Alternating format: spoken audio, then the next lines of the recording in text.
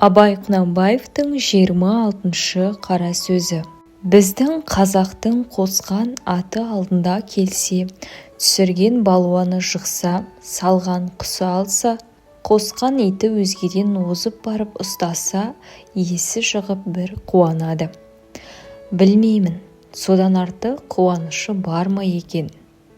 Әй, жоқ та шығар. Осыны қуаныш бәрі де қазақ қарындастың ортасында бір хайуанның өнерінің артылғанына, я бір бөтен адамның жыққанына мақтанарлық не орны бар. Ол озған, алған, жыққан өзі емес, яки баласы емес. Мұның бәрі қазақтан басқа жауы жоқ. Биттей нәрсені бір үлкен іс қылған кісідей қуанған болып, ана өзгелерді ызаландырсам екен демек. Біреуді ызаландырмақ шариғатта харам. Шаруаға залал, ақылға теріс. Әншейін біреуді ыза қылмақтың несін дәулет біліп қуанады екен. Жә, болмаса ана ыза болушы соншалық неге жер болып қалады екен. Жүйрік ат, кейде ол елде, кейде бұл елде болатығын нәрсе. Қыран құс та, жүйрік ит те кейде оның қолына, кейде мұның қолына түсетіғын нәрсе.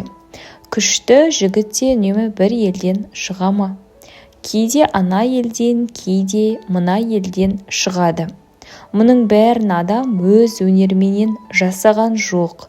Бір озған, бір жыққан үнемі озып, үнемі жығып жүрмейді. Соның бәрінде біле тұра, жерге кіргендей болып, я бір арамдығы, жамандығы шыққандай несіне ұялып, қорланады екен. Енді осылардан білсеңіз болады. Надан ел қуанбас нәрсеге қуанады, һәм және қуанғанда не айтып, не қойғанын, не қылғанын өзі білмей, есі шығып бір түрлі мастыққа кез болып кетеді. Һәм ұялғандары ұялмас нәрседен ұялады, ұяларлық нәрседен ұялмайды. Мұның бәрі надандық, ақымақтықтың әсері. Бұларын айтсаң кейбірі рас деп ұйыған болады. Оған нан ба, ертең ол да әлгілердің бірі болып кетеді. Көңілі көзі жетіп тұрса да, хайуан секілді әуелгі әдетінен бойын тоқтата алмайды. Бір тиянақсыздыққа түсіп кетеді. Ешкім тоқтатып, ұқтырып болмайды. Не жаманшылық болса да бір әдет етсе, қазақ ол әдетінен еріксіз қорққанда, я өлгенде тоқтайды.